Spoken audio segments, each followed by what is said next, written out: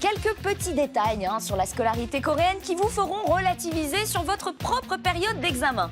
Bon, déjà, ils ont 16 heures de cours par jour, commencent à 8 heures. Le samedi, il y a école. Bon, chez nous aussi, mais uniquement pour les gens collés finalement.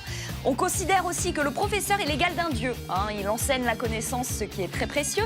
Autre fait étonnant, les professeurs et les directeurs d'école tournent tous les 5 ans. Ils sont mutés dans d'autres établissements afin de ne pas stagner dans leur méthode. Et là où nous, on avait 2 ou 3 fiches, qu'on arrivait presque en retard aux examens quand on y allait, qu'on séchait parfois les cours, eh bien eux, c'est levé 6h30, couché 2h du mat pour passer les PISA tests. Si après tous ces efforts, ils n'ont pas de bons résultats, c'est de bave dans leur tête. Steven Dott, réalisateur de Reach for the Sky, un film qui traite du système éducatif coréen, nous donne sa vision. On regarde.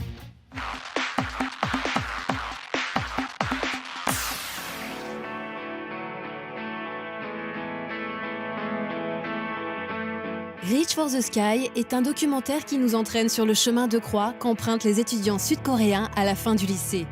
Avec pour ligne de mire l'examen national de Sulnyong, le réalisateur Steven Dott nous livre sa vision sans filtre et sans phare du système éducatif coréen.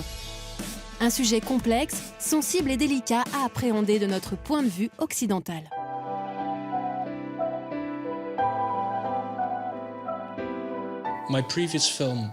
Mon docu précédent, qui prenait également place en Corée, s'intéressait aux joueurs de la scène e-sport.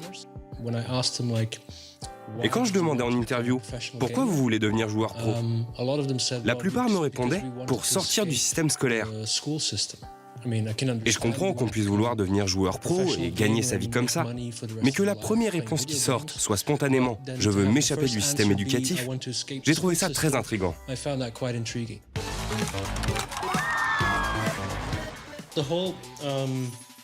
Le principe d'avoir un examen unique, qui définisse dans quelle université on sera affecté, c'était supposé garantir l'égalité des chances. Mais bien sûr, en pratique, ça ne marche pas comme ça. C'est comme pour le communisme. En théorie, ça pourrait fonctionner. Mais ça signifie retirer le facteur humain de l'équation.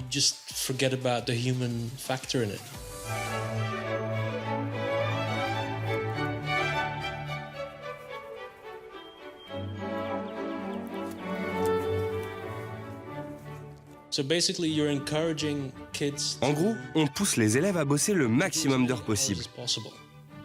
Ce qui est contre-productif, parce qu'on est parfois plus efficace en travaillant 6 heures plutôt que 12. Tout est question du temps que vous allez consacrer aux révisions, même si ça en devient inhumain.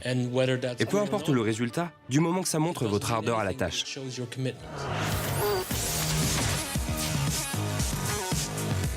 Kim Ki-hoon est un prof du secteur privé spécialisé en anglais.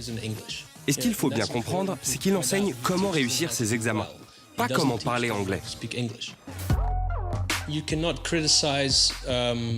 On ne peut pas diaboliser les sociétés d'éducation privée, parce qu'il y a une demande des gens pour ça. La seule question que je me pose, c'est à quoi ça sert d'apprendre l'anglais pendant 15 longues années si arrivé à 18 ans, on n'est toujours pas capable d'avoir une conversation dans cette langue.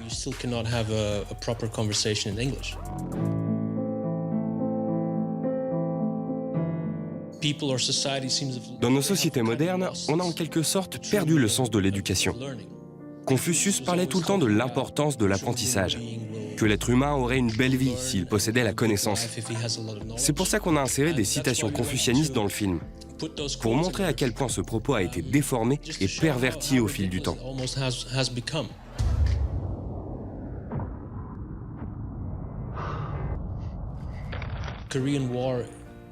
La guerre de Corée ne remonte pas à si loin. Les gens se souviennent encore de la pauvreté et de la misère. Pour eux, entrer dans une université réputée, avoir un métier prestigieux, c'est l'unique sésame pour une vie épanouie. Il y a eu de nombreuses initiatives pour développer les formations professionnalisantes qui enseignent réellement un métier comme plombier ou charpentier. Et tout le monde est d'accord avec ça, tant que ça ne s'applique pas à leurs propres enfants. Et changer cette façon de penser, je pense que ça prendra au moins des décennies. Le culte de l'excellence peut engendrer des ravages et Reach for the Sky nous en convainc encore davantage. Bien que le film n'aborde pas les cas les plus extrêmes, on imagine sans peine les conséquences de ce rouleau compresseur social. Mais si le jugement est facile, apporter des solutions constructives l'est beaucoup moins.